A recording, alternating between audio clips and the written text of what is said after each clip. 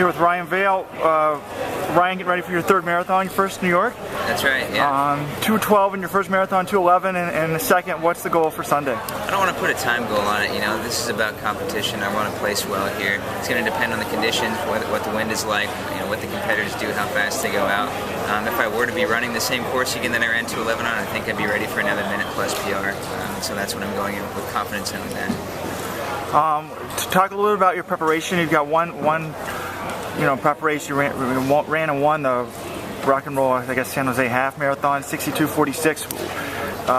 They said, I overheard that you were running 145 miles that week. Tell us about that race. It's not quite true, but I ran 150 miles the week before.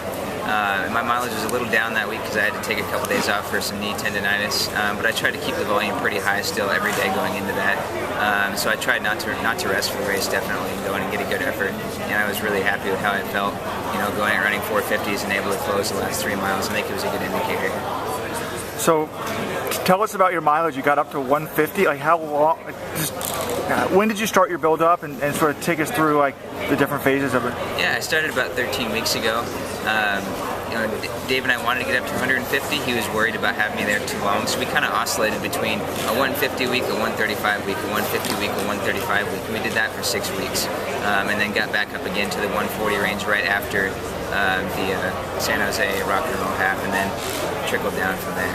Yeah, so what's like the last 3 or 4 weeks like? I used to hate that aspect of it. Yeah, so it was in the upper 130s and then down to 123 and 105, and then this week will be somewhere in the 80s, including the marathon. So this week feels really light compared to what I've been doing. Right. And what do you think overall? I mean, I know this is a big part of the year, but it seems like you had a PB 27:44.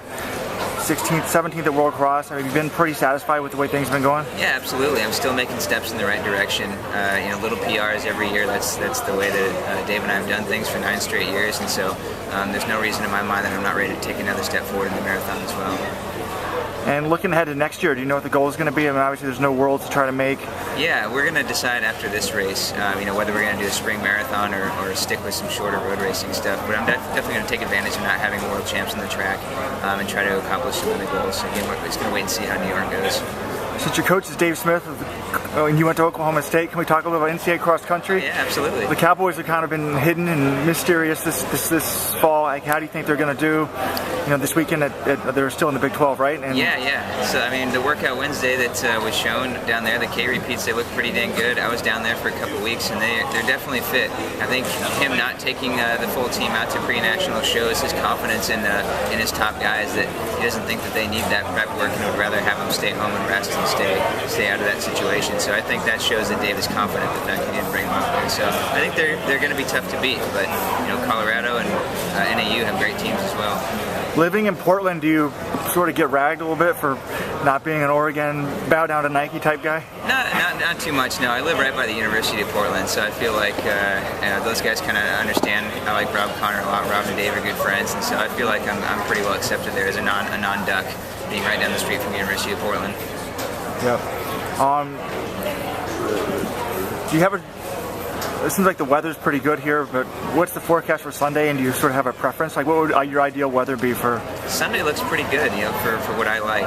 Clear and sunny, and it should be a little cool at the beginning, which is fine. Warm up to low 50s at the maximum, so it looks pretty good as long as the wind stays down. All right, well, good luck to you. Thank you.